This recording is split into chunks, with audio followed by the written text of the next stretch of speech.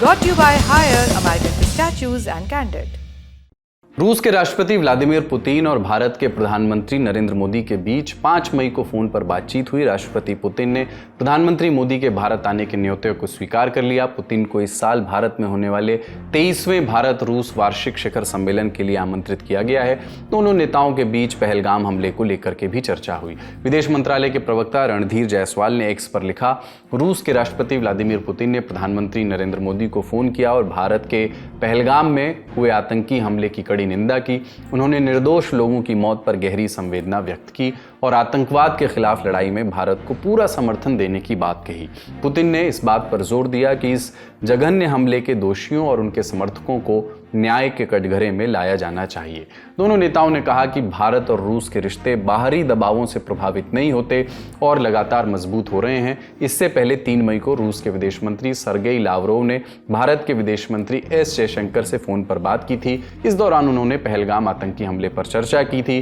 Lavrov ने कहा कि भारत और पाकिस्तान के बीच मतभेदों को राजनीतिक और कूटनीतिक तरीकों से आपसी बातचीत के जरिए सुलझाना चाहिए। एक अंतरिम आदेश पारित करने के लिए भी लंबी चौड़ी सुनवाई की जरूरत पड़ेगी। वक्फ संशोधन कानून को चुनौती देती याचिकाओं पर सुनवाई करते हुए सीजेआई संजीव खन्ना ने ये टिप्पणी की। उन्होंने अगली सुनवाई को 15 मई तक टाल दिया है। 15 मई के दिन सीजेआई डेजिग्नेट बीआर गवई की अध्यक्षता वाली बेंच केंद्र सरकार और याचिकाकर्ताओं की दलीलें सुनेगी, क्योंकि तब तक मौजूदा सीजेआई संजीव खन्ना रिटायर हो चुके होंगे। सीजेआई खन्ना की अगुवाई वाली 3 सदस्यों की बेंच में जस्टिस संजय कुमार और जस्टिस के.वी. विश्वनाथन शामिल थे। सीजेआई खन्ना ने कहा कि उन्होंने केंद्र सरकार और याचिकाकर्ताओं की तरफ से दायर हलफनामे देखे हैं। उन्होंने केंद्र से कहा, आपने वक्फ संपत्तियों के रजिस्ट्रेशन और कुछ आंकड़ों के बारे में बात की है जिन पर याचिकाकर्ता सहमत नहीं है। इन पर विचार करना होगा। कुछ पॉइंट्स पर और स्पष्टता चाहिए। सीजेआई ने 2 बातें साफ की। अभी कोई फैसला या अंतरिम आदेश सुरक्षित नहीं कर सकते। इस मामले की जल्द सुनवाई होनी चाहिए, लेकिन ये मेरे सामने नहीं होगी। अगर सभी सहमत हैं तो इसे जस्टिस गवई की बेंच के सामने 15 मई को रखते हैं। याचिकाकर्ताओं के वकील कपिल सिब्बल, एएम सिंघवी और केंद्र सरकार की तरफ से पैरवी कर रहे सॉलिसिटर जनरल तुषार मेहता ने सीजेआई के सुझाव से सहमति जताई।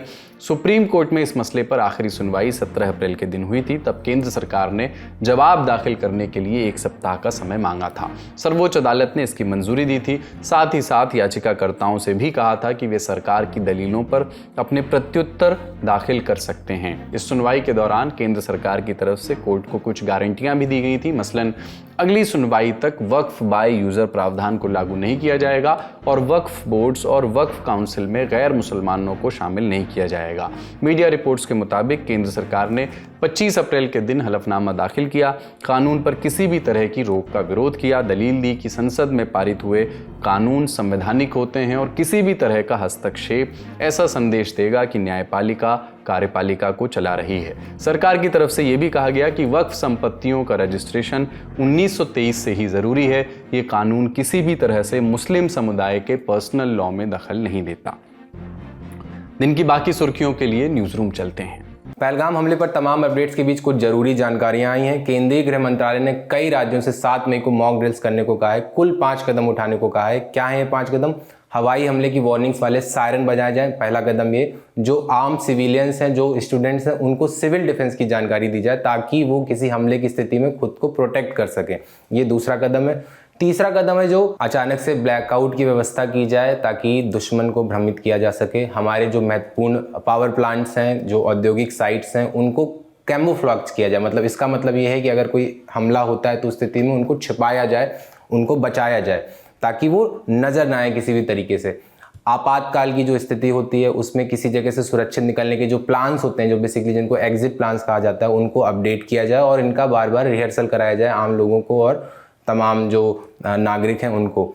एक और जानकारी जो इम्पोर्टेंट आई है जम्मू कश्मीर से, वो ये है कि पहलगाम के एसएचओ रियाज अहमद का ट्रांसफ़र कर दिया गया। उनको अनंतनाग एएसपी ऑफिस के साथ अटैच कर दिया गया है। तो ऐसा माना जा रहा है कि एक ये कार्रवाई इस हमले के बाद जो की गई है वो एक तरीके से ट्रांसफ़र करके हुई है। एक और जो महत्वपूर्ण जानकारी आई है वो पहलगाम हमले से इतर है, लेकिन देश के डेवलपमेंट्स के संबंध में वो महत्वपूर्ण है ये कि राहुल गांधी जो है लोकसभा विपक्ष के नेता, वो पीएमओ में पीएम मोदी से मिले हैं।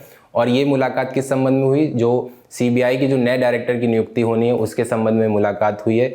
बेसिकली केंद्र सरकार के रिकमेंडेशन पर सीबीआई डायरेक्टर की नियुक्ति होती है। इसमें 3 मेंबर वाली कमेटी एक रेकमेंड करती है एक नाम। इसके अध्यक्ष होते हैं प्रधानमंत्री, दूसरे सदस्य होते हैं लोकसभा में विपक्ष के नेता यानी अभी राहुल गांधी, और जो तीसरे सदस्य होते हैं वो होते हैं चीफ जस्टिस ऑफ इंडिया, या फिर उनकी तरफ से जो किसी जज को नॉमिनेट किया जाता है सुप्रीम कोर्ट के, वो इस कमेटी का सदस्य हो सकता है। बेसिकली हर 2 साल में सीबीआई डायरेक्टर की नियुक्ति होती है, और ये 2 साल का टेन्योर कब फिक्स हुआ था? 2003 में एक कानून बना था सेंट्रल विजिलेंस कमीशन एक्ट, वहाँ पे एक कार्यकाल फिक्स किया गया था 2 साल का। तो अभी सीबीआई के मौजूदा डायरेक्टर हैं प्रवीण सूद, उनका कार्यकाल 25 मई को खत्म हो रहा है, तो इसी संबंध में ये मीटिंग हुई।